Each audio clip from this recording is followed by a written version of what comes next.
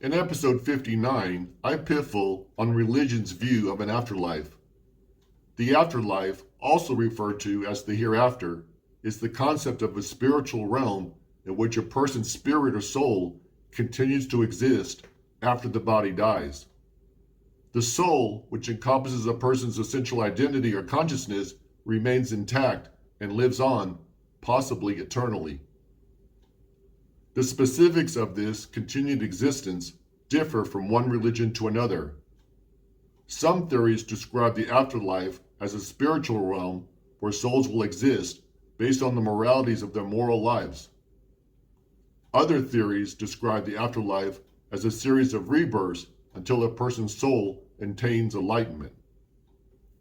In the Judeo-Christian Islamic tradition, after a person dies, the soul goes to a specified plane of existence as determined by God's judgment based on the quality of a person's life.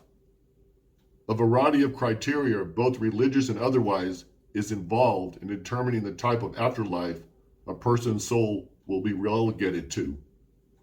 Some religions believe that the afterlife could entail anything from a temporary stay in a sort of limbo or purgatory to an eternity spent in heaven or hell. In contrast to these views of divine judgment, other Eastern faiths claim that the cycle of rebirth is determined solely because of the person's actions and the amount of good or bad karma collected in his previous lifetime. No independent deity stands in judgment. Rather, the afterlife is based on the choices, good or bad, an individual makes during his lifetime.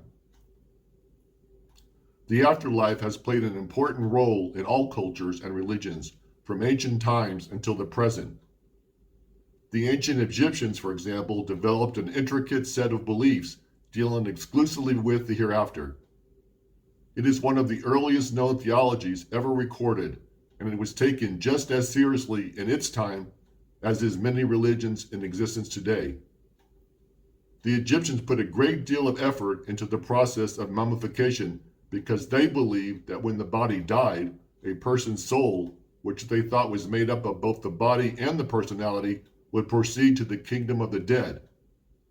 This was a place where Osiris, the god of the afterlife, would demand as restitution for his divine protection that the deceased work off his debt.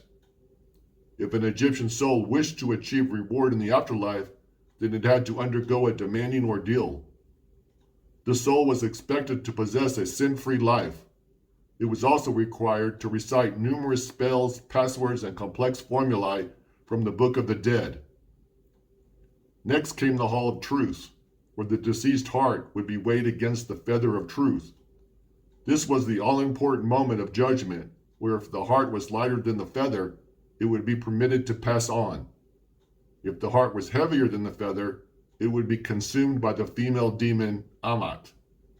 The ancient Greeks also had a very vivid view of the afterlife. The early Greeks believed that Hades, the king of the underworld, was to whose abode all souls were taken to live after death. In later Greek mythology, following a person's death, his soul would be left on the banks of the river Styx, which was believed by the Greeks to be the river between life and death. The soul was not judged until after the river was crossed. Following judgment, a person's soul could be sent to any one of 4 favorable fields. These 4 fields were all preferable to what the Greeks called the fields of punishment, which is where the soul would be sent if it was deemed unworthy. Indeed, the belief system of the Greeks was quite elaborate and encompassed many gods and goddesses. Thank you for listening. I hope you will join me in my next video.